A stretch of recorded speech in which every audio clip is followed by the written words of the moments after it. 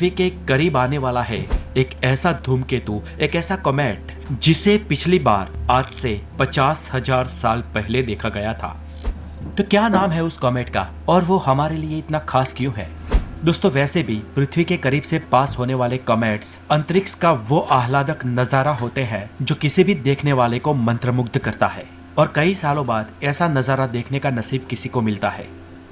अब ये धूमकेतु क्या होते हैं, कैसे और क्यों हमारे सोलर सिस्टम के इंटरनल कोर में आते हैं, इसकी चर्चा हम इस वीडियो के एंड में करेंगे।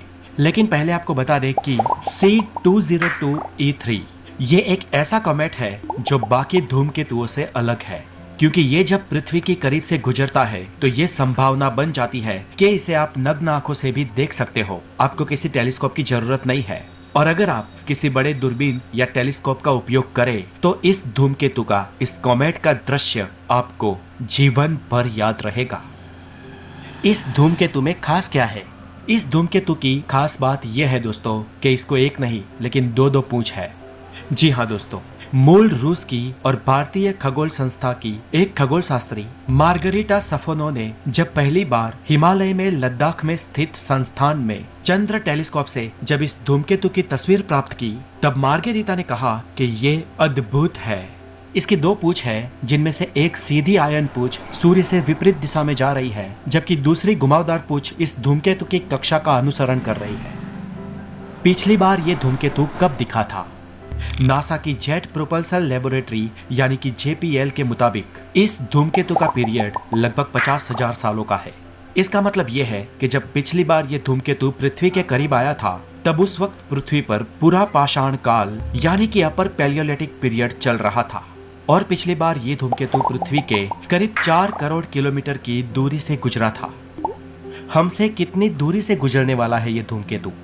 दोस्तों, ये धूमकेतु हमारे सौरमंडल के इंटरनल कोर में करीब 12 जनवरी से दिखना शुरू हो जाएगा। इस साल की 12 जनवरी को इस धूमकेतु से हमारी दूरी लगभग 16 करोड़ किलोमीटर होगी, और फरवरी 2 को इस धूमकेतु से हमारी दूरी करीब 4 करोड़ किलोमीटर की रह जाएगी। सूर्यमंडल के इंटरनल कोर से गुजरते वक्त ये धूमकेतु 12 जनवरी को सूरज के सबसे करीब होगा, और 1 और 2 फरवरी को ये धूमकेतु पृथ्वी के सबसे करीब होगा। क्या हम उसे नग्न आंखों से देख पाएंगे? तो दोस्तों, रिपोर्ट के अनुसार ये धूमकेतु अभी तो चमक रहा है, और धूमकेतु चमकते इसलिए है क्योंकि वो आइसी ऑब्जेक्ट होते हैं।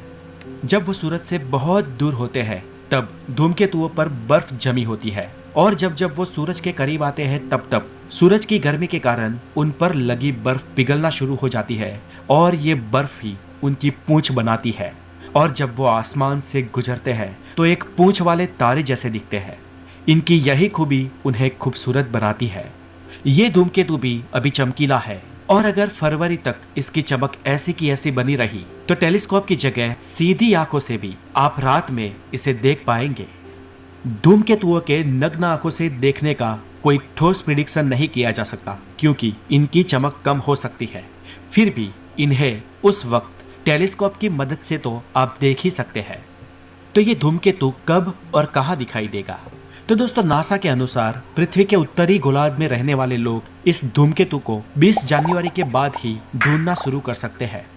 21 जनवरी 2023 को अमावस्या भी है, और इसलिए उस दिन चांद की रोशनी भी नहीं रहेगी।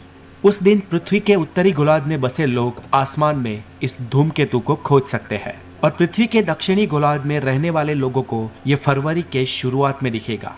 इसे अगर आपको ठीक से देखना हो तो अर्ली मॉर्निंग यानी कि उजाला होने से पहले की जो सुबह प्रभात होती है, उस वक्त देखा जा सकता है।